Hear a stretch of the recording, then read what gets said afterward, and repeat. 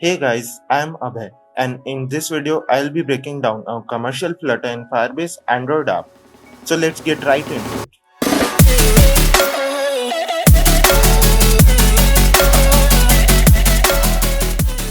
In today's video we'll cover the app demo, micro interactions, splash animation. I'll show you app demo in just a minute. In that you can see which animation I am talking about, and also I'll be talking about packages and dependencies breakdown of the entire app. So let's first move on to app demo. The app I'm talking about is this Prism wallpapers app. Let me open it. And here is the splash animation which you can see. Now, when you first open this app gives you a quick intro which we made using a package called Tutorial Coach Mark. So let's follow this tutorial and let me give you the complete app demo. So this is the app. We can select any wallpaper from here for our Android device. We have also a quick information menu here. We can favorite any wallpaper, set wallpaper and download. We can search for wallpapers from here. We can switch APIs so that we can search different providers. Here we can also see that it also contains some home screen setup, and here you can browse setups like this. And if I open this, it just moves in with hero animation, which looks really cool. And here is the information panel which you can slide by swiping up. Let me open this wallpaper, and here the tutorial continues. Here I can see the wallpaper. I can also click this button to show a clock and some icons so that I can try this wallpaper even without applying it.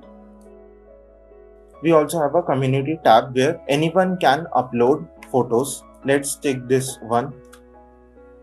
When I'll tap on this wallpaper, its color will change. As you can see, when I am doing this, its color is changing, and if I am pressing holding the wallpaper, its color will reset.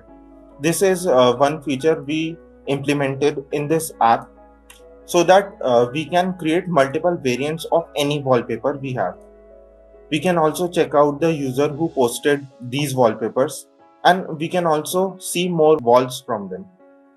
One more feature I would like to show you all. When I click this brush icon, I can select any color so that wallpapers with a similar color will only appear. I selected a teal color, and only teal wallpapers are in the feed now. So this is a feature we have also implemented. We have also a specific notifications page where the user can unsubscribe to notifications if you want. These notifications are implemented through Firebase Cloud Messaging. Next, I would like to show you the user's profile.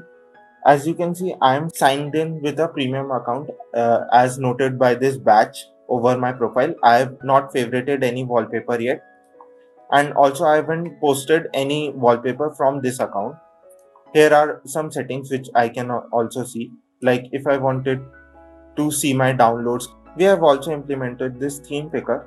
As you can see, I can switch between light and dark themes, and whole theme of the app will switch if I click this check button. Also the app restarts, so if anywhere the changes were not persisted, this will make sure that theme is completely switched. Also, one more cool thing I would like to show is collections panel.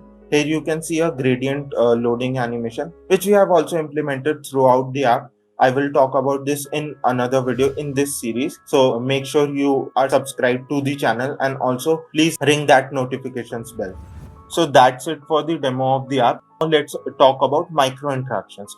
Micro interactions are small changes in the app which suggest that some user is pressing a button. It shows that the app has received users input stimuli and is responding to the user through these interactions. For example, if I'm scrolling down in this feed, a floating action button appears which I can use to go to the top of the screen.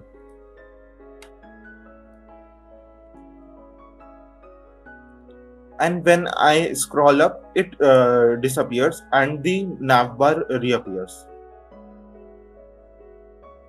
This works anywhere in the app. Also, when I click this three dot menu here, you can see a small little menu which shows some detail about the wallpaper, and we can also see a close button here. When I click this or anywhere outside the menu, this menu will pop out of the screen. So we can see that this is an interaction which is implemented when the user, or I am as in this case, is clicking on this button. When I click this like button, you can see a small loader appearing and a toast appearing. Also, the phone will give a haptic feedback whenever the user clicks or taps this button. These all make the part of micro interactions throughout the app. Also, I would like to show the upload wallpaper menu. This small animation also is a part of micro interaction. It shows what the app is currently doing, and when this will complete, this floating action button will turn pink, which is the accent color of the complete app. Now, as you can see, it turned pink, and when I will click this, it will show me a toast message which shows your post is submitted and is under review.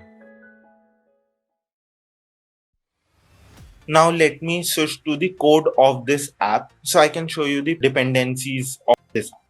So this is the complete code of the app. We have all the code in the lib folder / directory of the app in Flutter.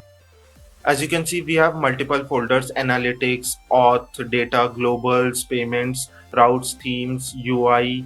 UI contains all the pages and the widgets throughout the app. We also have the main root of the app, which is stored always in main.dart file throughout Flutter. Let's open the pubspec YAML, which contains all our dependencies.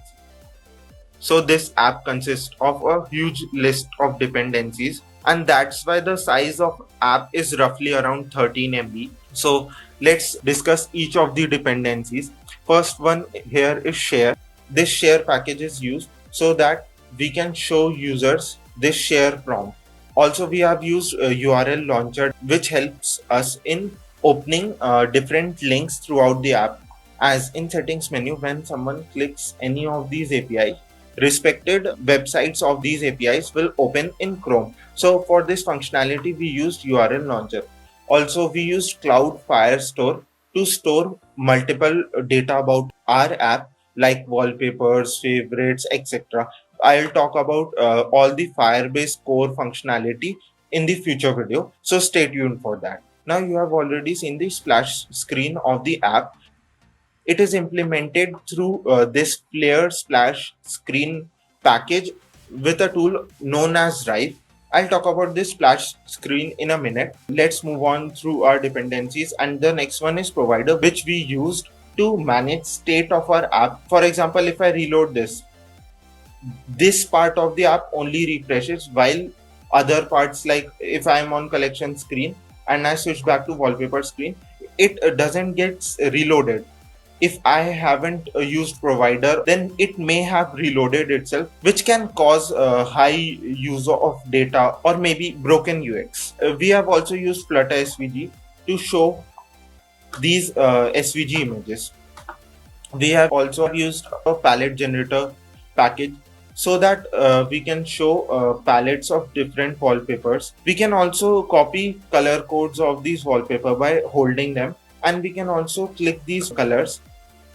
Then the app will show wallpapers with similar colors. We have also used Flutter Toast to show toast messages like this one. We have also used Gallery Saver package so that we can download these wallpapers into the user's gallery. We have also used Firebase Dynamic Links package so that we can generate shareable links. We have also used Permission Handler so that we can show downloads by requesting storage permissions. Next, we have used Sliding Up panel, which is basically this panel here. We have used a package to implement this. We have also used Firebase Analytics, Firebase Messaging, and Firebase Crashlytics to manage this app more through Firebase without interfering with app's code each time, and this also helps us to keep track of crashes throughout our app. We have used another package, in-app purchases, so that we can manage purchases made through this app. We have also used a module called Screenshot, which basically helps us to screenshot wallpapers. We have also used tutorial Coachmark to implement the intro tutorial which I showed you earlier. We have also used scroll to index so that when I switch these tabs, the one I have selected will stay always on the top. It doesn't reflect as much on my device, but on some devices with smaller screen, this was very effective. We have also used image picker package to show this image picker intent. We are also using a package called GitHub, which basically helps us to communicate to GitHub's API. We have also used a package called PhotoView, which helps us in showing image previews while uploading them. We have also used cache network image in spite of the default Flutter's network image, so that these wallpapers stay cached in memory, and this improves the UX of the app. We have also used Flare Flutter, which I have mentioned earlier. It is used to show these cool animations throughout the app, which makes the app more exciting. We have also used Hive, which is basically a NoSQL database which we have used to store multiple data throughout the app. We have also used Path Provider package so that we can access the downloaded images. We have also used another package known as Flutter Window Manager, which helps us in adding secure flags to our app so that no one can screenshot wallpapers. We have also used Purchases Flutter for the in-app purchases.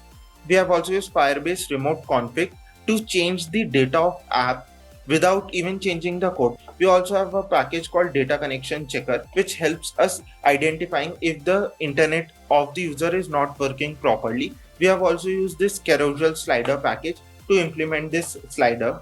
We have also used Firebase AdMob to show rewarded video ads. We have also used an image editor package which helped us in manipulating the uploaded images. We have also used an extended image package which helps us in previewing images in this upload section of the app. And last, we have used this device info package which we can use to get the information about the user's device. Now let me quickly switch to Rive so that I can show the splash animation. So here is the Rive app which you can visit on the web using rive.app, and here is the animation. If I play it, you can see the splash animation. Here is the timeline for the animation, and there are two parts of this animation. One is for the dark theme and another one is for the light theme. If you notice close enough, this animation ends with a dark color when the theme of the app is dark basically, and when the theme of the app is light, this animation ends with a light color. I can also show this to you in the app. When I restart the app, you can see it ends with a dark color because I have the dark theme on. But if I switch to light theme, this animation will end with light color. These small tweaks will help in building the continuity of the app. So in Rive, I created this animation using some basic shapes and the Prism logo. As you can see, the Prism logo fades in slowly along with these gradient lines. So this is the breakdown of the splash animation. And on the code side, this is the main.dart file of this app, and the first thing it loads is the splash widget. In the material app, you can see in home property, it is showing the splash widget. And in this splash widget file, we can see that the splash widget is a stateless widget. In this, we have used the Flare Splash Screen package, which I have mentioned earlier, and we have used the splash screen widget, which contains the assets or Flare files of these Rive animations, which you can export from export pop-up by clicking this export button. And also you can see we have used provider to store the theme of the app and change the splash animations accordingly. Also we have used this Flare splash screen to load some extra data while the splash screen is showing in the front end of the app, so that the app quickly loads after it. So that's it for this video. We covered the app demo, micro interactions, splash animation packages, what we have used in this app, and hit the like button if you like this video, and subscribe and ring on the notification bell so that you can stay tuned for more Flutter and Firebase videos like this. And I'll see you in the next one.